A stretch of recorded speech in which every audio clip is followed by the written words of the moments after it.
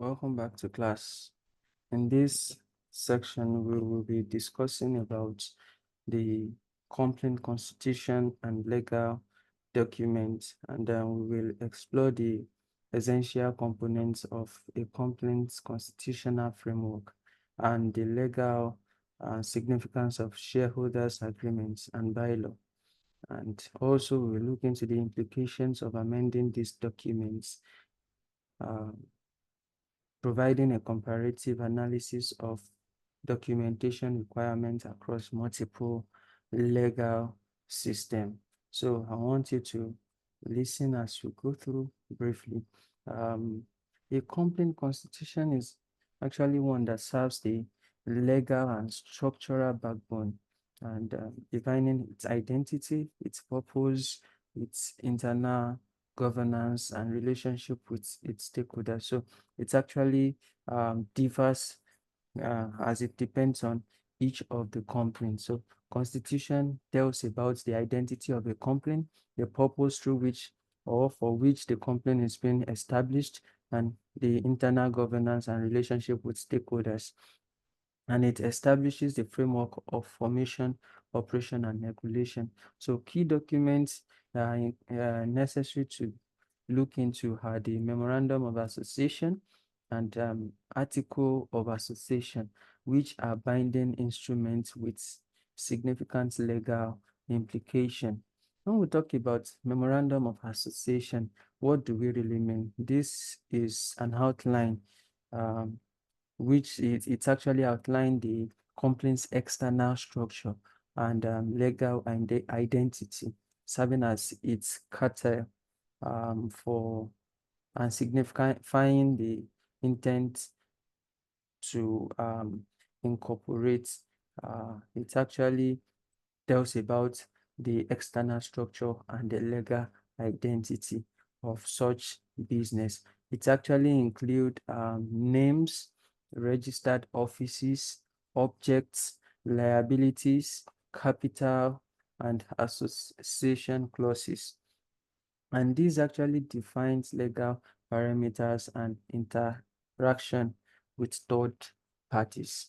And based on jurisdictional variation as it pertains to the countries that we are talking about, we are using as example, its role varies. It's static in UK at Complaints Act 2006, and it's actually comprehensive in Nigeria in the KAMA 2020, and often combined with association article of association in the United Arab Emirates, and it actually functions and function covered by article of incorporation in North America. For article of association, it serves as the internal constitution outlining the rights, the duties, and responsibilities of directors, officers, and shareholders. And it acts as a binding contract regulating day-to-day governance. So aside the memorandum, which deals with the external, the article of association deals with the internal. So it's the internal constitution, and it outlines the rights, the duties, and responsibilities of directors, the officers, and shareholders. And typically, uh, it's provision covers director appointment, board meeting, share issuance, dividend, voting right, and conflict resolution. And the jurisdictional equivalent include model article in the UK, bylaw in the US, and combined documents the likes of the United Arab Emirates. As per the shareholder agreement, uh, the we have the private contract, which is a confidential, legally binding contract among shareholders governing their interrelation rights and obligations. And the core provision includes share transfer restriction, that is the right of forced refusal, drag along preemption rights, voting arrangements, exit strategy, and board appointment rights, and dispute resolution mechanism. These are core provisions in the agreement. As per the legal status, it's fully enforceable under contract law, providing uh, provided they comply with statutory law and constitutional um, documents.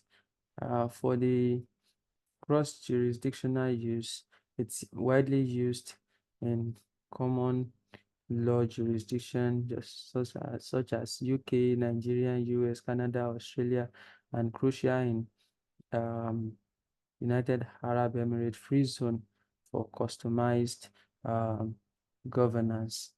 The bylaw and internal regulation.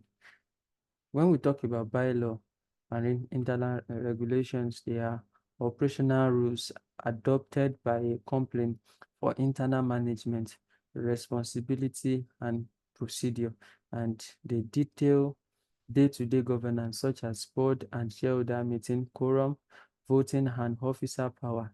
They are customized and binding on company officer, directors, and shareholders, and the variation exists in each of the countries or provinces we are talking about. It is standard in USA and Canada, function largely covered by Article of Association in UK and Nigeria, and integrated into broader agreement in United Arab Emirates Free Zone.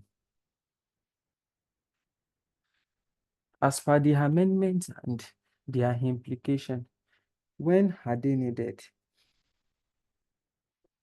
They are needed for changes in objective, capital structure, governance, regulatory compliance, or key shareholders' entry or exit. And for the legal validity, they must comply with statutory procedures such as special resolution and be filed with the appropriate registry.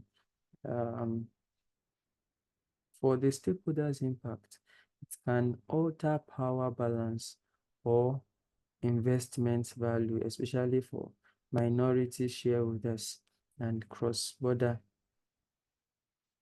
for multinational entities. Amendments must be coordinated across jurisdiction to avoid conflict. So the main thing we are discussing is that when is amendment needed, when there is need for a change in objective, the capital structure, governance, and regulatory compliance, and also as per the legal stuff, it must comply with the statutory procedures, and that's what we've actually discussed now.